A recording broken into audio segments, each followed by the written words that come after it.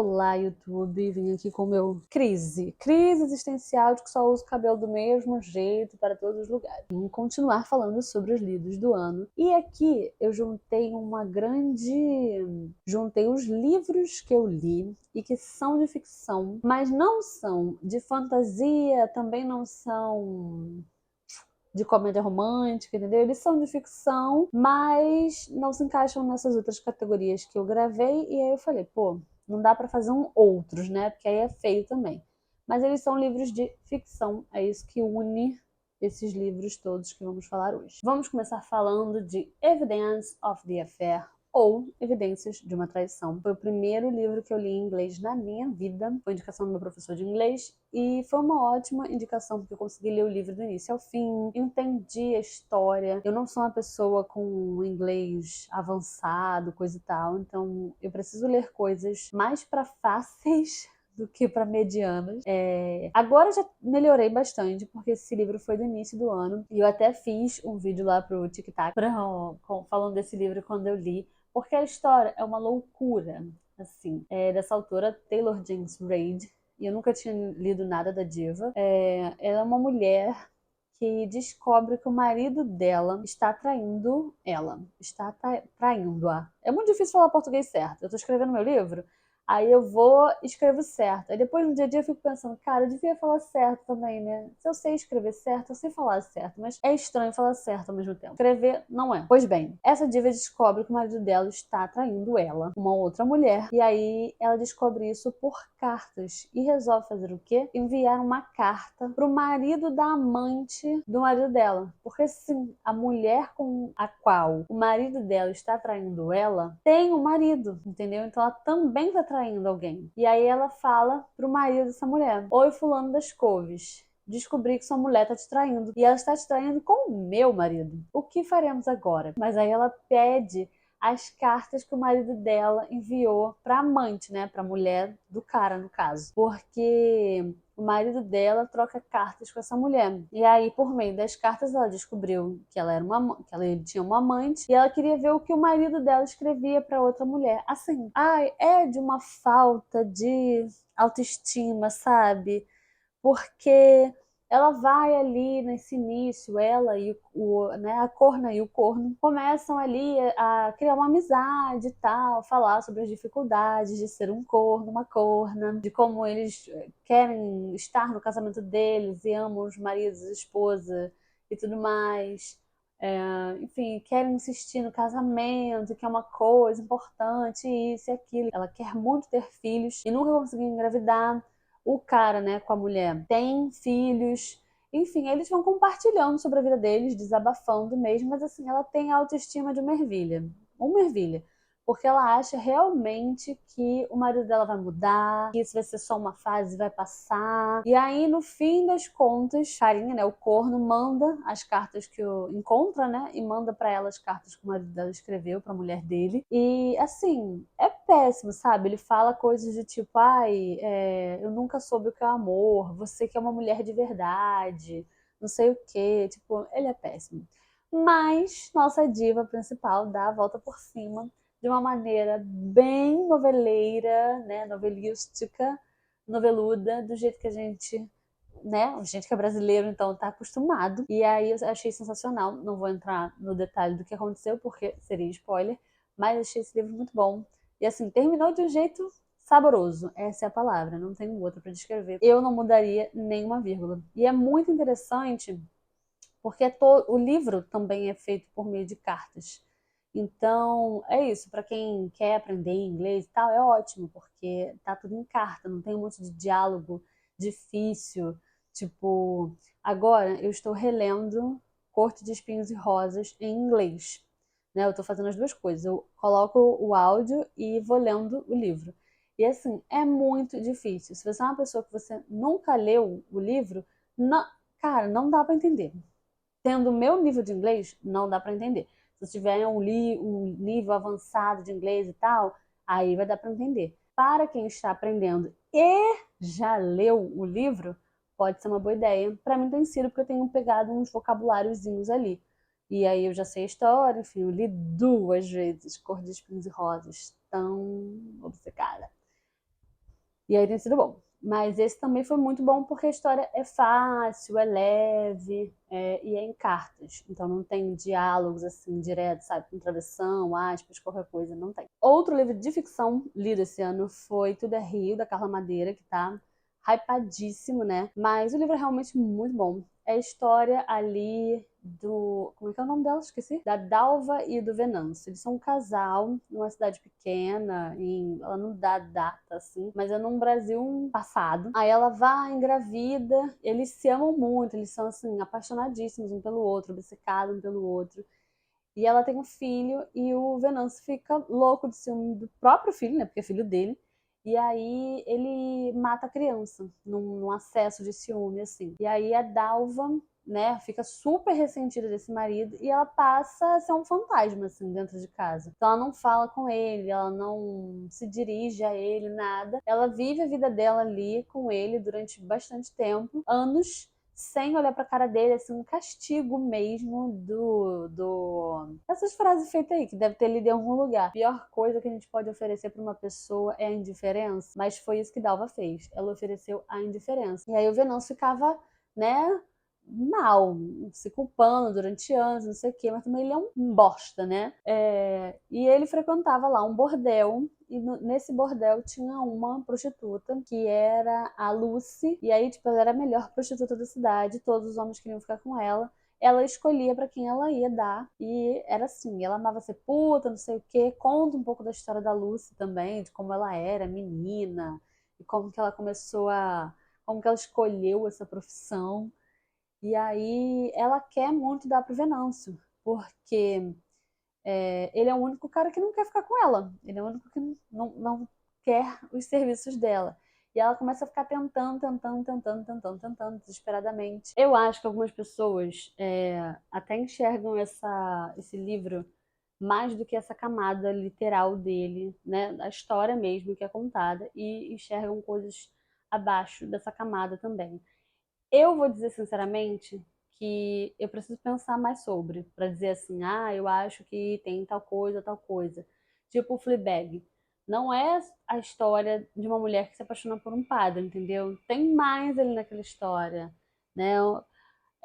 Todos os problemas de vida dela, e traumas, inseguranças, e homens afetivamente não disponíveis. Eu acho que aqui mora isso também, mas não sei. Acho que tem um pouco de também de ter medo de estar errada falando besteira e tá falando besteira na internet, entendeu? Então eu vou me resumir apenas a parte que é literal e deixar meus pensamentos sobre o que mais Lucy poderia ser além dessa prostituta e o que mais Dalva poderia ser além dessa mulher que vira um fantasma, entendeu?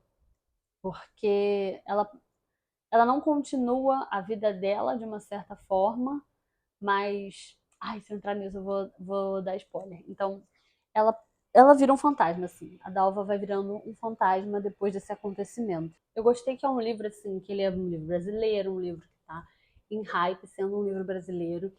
E é um livro que ele é escrito diferente também. Então, assim, ele é um livro diretão. Você vai lendo assim, tá. Não é em carta como o outro, mas ele também não tem assim, separação de diálogo e tal. Você percebe os diálogos acontecendo, mas ele não é separado desse jeito. E é um livro muito assim com umas coisas, sabe? Tipo, faladas de um jeito muito seco, assim, sabe? Não tem uma coisa de florear para dizer que alguém é puta, não presta, sei lá o quê. São umas coisas bem assim, pá, na lata. A metáfora do rio se revela por meio da narrativa que flui, ora intensa, ora mais branda, de forma ininterrupta, mas também por meio de suor, saliva, do sangue, das lágrimas, do sêmen. E aí continua um pedaço, mas eu acho que é bem por aí. O, o livro ele é muito. Ele é, é isso, assim, as coisas são muito diretas. E aí por isso que eu acho que tem uma camada por trás, mas que eu preciso pensar mais e amadurecer mais para falar. Porque eu tenho medo de falar besteira e ser burra na internet. E ficar gravado na internet que eu sou burra. Agora sobre 1984, do George Orwell. Esse eu ouvi no audiobook. Eu já conhecia a história desse livro, já sabia sobre o que se tratava, mas eu nunca tinha lido o livro, né? Apesar de em algumas escolas e tal, eles dão esse livro para ler. Eu nunca tinha lido. Então, assim, não foi uma coisa inovadora para mim, porque eu já conhecia a história, né? Por isso também que eu resolvi ouvir no Audible, porque aí eu ia levando, assim, junto com outros livros, sabe? Enquanto eu estivesse lendo outros livros, eu ia ouvindo esse também, e aí fluiria bem a coisa, por já conhecer a história e tal. Mas eu achei muito mais interessante porque a Audible tá com umas produções Audibles originais, Audible. E aí são atores fazendo as narrações. Então, tipo, esse tem o Lázaro Ramos, tem o Matheus Solano, e aí eles fazem a narração. O Lázaro Ramos é o Winston, que é o personagem principal. E aí, enfim, aí você ouve os pensamentos na cabeça dele, na voz do Lázaro Ramos. Tem efeitos sonoros, então explode uma bomba, faz boom. Aí, sei lá, uma porta abre, uma coisa acontece. É uma coisa assim, bem novela, quase novela de rádio, radionovela. A pessoa fez jornalismo e não sabe, né, gente? Pelo amor de Deus. Mas enfim, e aí é isso. Então eu achei bem interessante ouvir desse jeito, porque criou coisas diferentes para uma pessoa que já conhecia a história, entendeu? Eu não sabia que o George Orwell era um pseudônimo que ele usava, eu descobri por causa desse livro, fui pesquisar um pouco. E aí, 1984 é uma distopia. Então, ele está ali falando de um governo totalitário, o Grande Irmão, né, que é o GI, ou o Big Brother, e ele vigia tudo. Então, a casa de todas as pessoas tem telas, né, teletela, e ele e o Grande Irmão, né, que é o governo, vigia todo mundo. Então, existem vários agentes que eles ficam, o trabalho deles é passar o dia vigiando os outros por essa teletela. Então, eles ouvem as pessoas e assistem o que as pessoas estão fazendo pela teletela e podem determinar as pessoas como inimigas do governo, suspeitos, isso, aquilo, aleatoriamente, baseadas apenas nas vozes das suas queridas cabeças. E aí a gente conhece ali a história do Winston, que é um cara que está ali dentro desse regime totalitário, que sabe que é vigiado, coisa e tal, ele não concorda com isso e ele começa a ter pensamentos ali de tentar burlar esse sistema, de fazer alguma coisa e, enfim, acabar com esse poder do grande irmão, coisa e tal. E está tentando encontrar aliados. Ele sabe que existe pessoas. Ai, agora eu esqueci o nome, mas existem assim pessoas desse movimento contrário. E ele está tentando encontrar essas pessoas. E aí ele faz amizade com uma moça. Assim, eu acho que o audiobook não deve ter mudado a essência do livro. E aí ele cria um relacionamento com ela e convence ela deles dois tentarem meter o pé. Eu tô tão chata que eu tô bocejando de mim mesma. E aí é isso, as pessoas não podem fazer nada. Eles começam a mudar as palavras também, para as palavras ficarem mais fáceis e você acabar não podendo construir coisas muito complexas ou muito difíceis ou que sejam contra o governo de alguma forma. Assim, tudo é muito extremo, como uma boa distopia, e você não tem liberdade de nada, você tá sempre, toda hora, o tempo todo sendo vigiado, as pessoas começam coisas do tipo. Hoje o grande irmão diz que a batata vai custar R$ 5. E aí, beleza. Aí chega amanhã, o governo diz: ah, não, agora a batata vai custar 5,50. Mas antes era 6, né, gente? Então agora tá bem barato. E aí todo mundo fica: ah, é verdade, agora tá muito barato. Porque todo mundo tem medo de ser levado, de ser torturado, de ser morto, porque é isso que toda hora, o tempo todo está acontecendo. As pessoas estão sempre vivendo em constante pânico de serem levadas, de serem mortas, enfim, violentadas de outras formas além dessa que elas já são violentadas. Quem sou eu, né, para dizer que essa leitura não é válida? Eu acho que é super válida, mas se você já sabe assim a história, talvez seja mais interessante fazer isso. Ouvir o audiobook pela Audible, porque aí tem uma coisinha diferente, entendeu?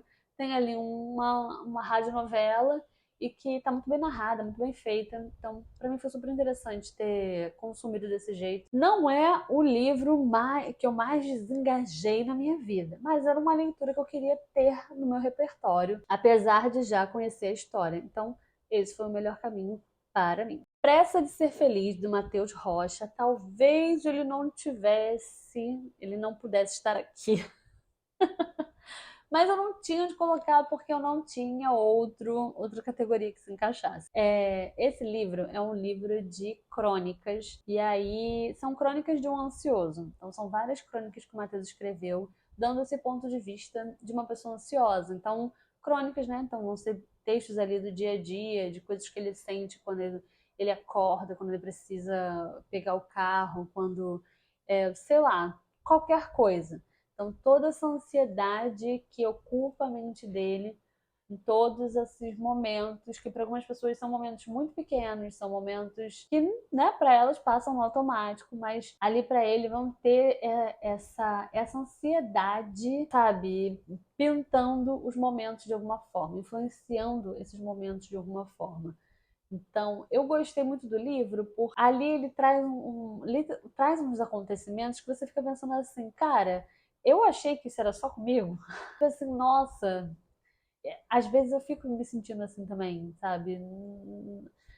Eu achei que era só esquisitice da minha cabeça, mas ok, tem outras pessoas que pensam isso também, que acabam sentindo isso também. No fim das contas, tá todo mundo ansioso junto e muito provavelmente cada um gerando mais ansiedade um no outro. Então a gente tem que dar as mãos e parar de gerar ansiedade um no outro. Mas agora já todo mundo soltou a mão de todo mundo. O Matheus, pra quem não sabe, eu não sabia, fui descobrir tem um tempo, né? Porque eu sigo o Matheus no Instagram e tal, mas ele era autor do neologismo do blog e, se eu não me engano, eu vi o neologismo no Tumblr também. E eu não fazia a menor ideia. Então, aí eu descobri, tipo, quando eu tempos depois, eu estava seguindo ele e falei assim: caraca, esse menino é um menino do neologismos, não acredito. E ele já postava crônicas lá no blog, no Tumblr. Tá vendo? Quando a pessoa se identifica com o conteúdo da outra, passam-se anos e ela encontra a outra na rede social. Ainda assim, olha o mundo como é. Minha dica para ler livros de crônica no geral, esse e qualquer outro. Livro de crônica ou livro de crônica e conto, livro de contos. Deixe o livrinho na sua mesa de cabeceira, né? Se você tem um livro físico. Se for um Kindle, melhor ainda. Porque você vai lendo assim antes de dormir, você lê uma. Ai, nossa, vou dar uma deitadinha aqui depois do almoço, só para passar 5 minutos, que eu falo que é o meu momento de me horizontalizar, para minha alma voltar pro meu corpo. Que a gente vai fazendo um monte de reunião, eu sinto que a minha alma ela vai começando a querer sair de dentro do meu corpo, porque ela fala assim: fica aí, mana, lida com essa merda que eu não quero ficar, não. E no almoço, eu deito 5 minutos para minha alma colar de volta em mim. Nesse momento, dá para ler um livrinho. Aí você pega assim, 5, 10 minutos, lê uma crônica, tchum, fechou. Quando você vê, você já acabou de ler o livro todo. A Filha Perdida, da Helena Ferrante. Que livro de maluco. Para começo de conversa, Helena Ferrante também é um pseudônimo. Ninguém sabe ainda quem é, de verdade, a diva. O que eu achei maravilhoso, que você escrever hoje, sem estar preocupado em saberem quem é a sua cara. Esse livro, ele conta ali a história de uma moça, que eu já esqueci o nome dela, é a Lida, uma mulher, meia-idade, que tá numa viagem de férias, numa praia. E aí ela fica nessa viagem de férias, observando uma família, aí ela observa, né, a parentada toda, porque é um monte de gente, mas tem uma moça que tá grávida, uma menina mais nova, que tem uma filha pequenininha. E aí ela vai, fica observando essa família, e assim, ela vai conjecturando várias coisas na cabeça dela. Quem sou eu para julgar, né? Vamos aqui botar a mão na consciência todo mundo, porque a gente faz isso. A gente começa a criar fiques sobre a vida do outro por pouca coisa. Entendeu? A pessoa aparece com uma bolsa assim, aparece com, sei lá, um sapato assado. Você já começa a criar ali na sua cabeça a narrativa. Tanto é que a gente se surpreende, né? Quando a pessoa fala uma coisa diferente daquilo, você fica assim, ela vai observando a vida desse pessoal e aí ela começa, a partir das experiências próprias, a inferir, né, sobre a vida deles. Então ela começa, tipo, aí ela vai e lembra de como a família dela era controladora, como a mãe dela era, como as tias delas eram barulhentas, eu não sei o quê, sabe? Trabalharam em empregos que ela não admira muito, essas coisas. A vida dela com as filhas dela foi assim, ela meio que teve filhas, mas ela não estava muito interessada em ser mãe, vamos dizer assim. Então ela fica um tempo com as meninas, mas aí ela começa a ir ficando de saco cheio, né, do trabalho de ser mãe. E aí ela se separa do marido dela e o marido dela fica com as crianças, coisas que... Isso só acontece quando a mãe não quer mais ficar com os filhos, né? Os pais nunca querem as crianças. E aí ela vai e fica ali nessa praia e é um livro muito assim de muitos pensamentos e, sabe, não necessariamente tem uma ordem, começa a vir um pensamento, outro, tem um nome pra isso, mas assim, eu vou botar aí na edição porque eu não tô me lembrando agora, mas é bem isso, assim, tudo muito solto, não começa, não existe uma cronologia, tem uma cronologia pra história, mas as coisas ali vão acontecendo de um jeito cronológico, porém, esses pensamentos dela são tudo aleatórios, entendeu? Do jeito como a nossa cabeça funciona, né? Quando você senta na praia, vem alguém e aí você pensa coisas, sei lá, lembra do seu passado, não sei o que, não sei o que lá, e aí alguém do seu lado fala alguma coisa, você já tá pensando em outra. É, é bem assim que o livro acontece, dessa maneira meio bagunçada, como o nosso cérebro já normalmente funciona. E o que eu achei de muito interessante desse livro é que ele traz essa maternidade feia, sabe? Um lado da maternidade, assim, parece que não pode existir, que não pode dizer que existe. Não pode existir uma mãe que não queria ser mãe. Não pode existir uma mãe que é cansada com a maternidade. Não pode existir uma mãe que preferia que o pai ficasse mais tempo com a criança do que ela mesma. Não pode. Você só pode ser uma mãe perfeita. Você só pode ser uma mãe que ama seus filhos o tempo todo, toda hora, e não se irrita, não se estressa. Tem, sabe, como se precisasse existir uma perfeição mesmo. A pessoa é mãe e aí tem que ser perfeita. Você não pode ter nenhum erro, você não pode nada, entendeu? Mas é isso, eu recomendo muito a leitura, apesar do meu lacre todo, pra você pensar em umas outras coisas, entendeu? Numa outra maternidade, numa outra narrativa. Agora vamos falar do último de ficção, que foi A Prometida, da Kiera Cass. Cara, eu não sei nem dizer, eu não sei o que dizer sobre esse livro. Vai contar a história da Hollis Bright. Ela é uma jovem ali num passado, não sei das quantas, né? Porque é meio medieval e tal, o período histórico. E ela tem tudo. Ela é rica, ela é bonita, ela tem tudo. O rei quer casar com ela. O rei é novo, não é um rei velho, nojento. É um rei jovem, bonito, quer ficar com ela, coisa e tal. Aí ela vai, se apaixona por um plebeu, assim, não plebeu, né? Mas é que ele é refugiado de outro país. E aí, cisma quer ficar com esse menino, joga tudo pro alto e vai ficar com esse menino. Não tem conflito. O livro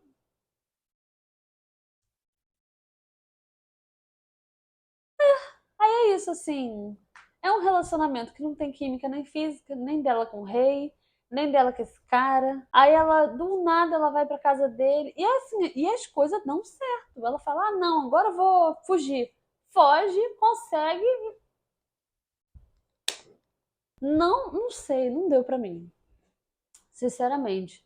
Aí, outras coisas. Aí quando vai acontecer uma coisa errada, que eu não vou dar esse spoiler todo, mas assim, quando vai acontecer uma coisa errada, acontece um negócio errado que também é um negócio errado, tipo estratosférico. Ela age e ela reage àquilo de uma maneira que não faz o menor sentido. Ela não aprende com nada.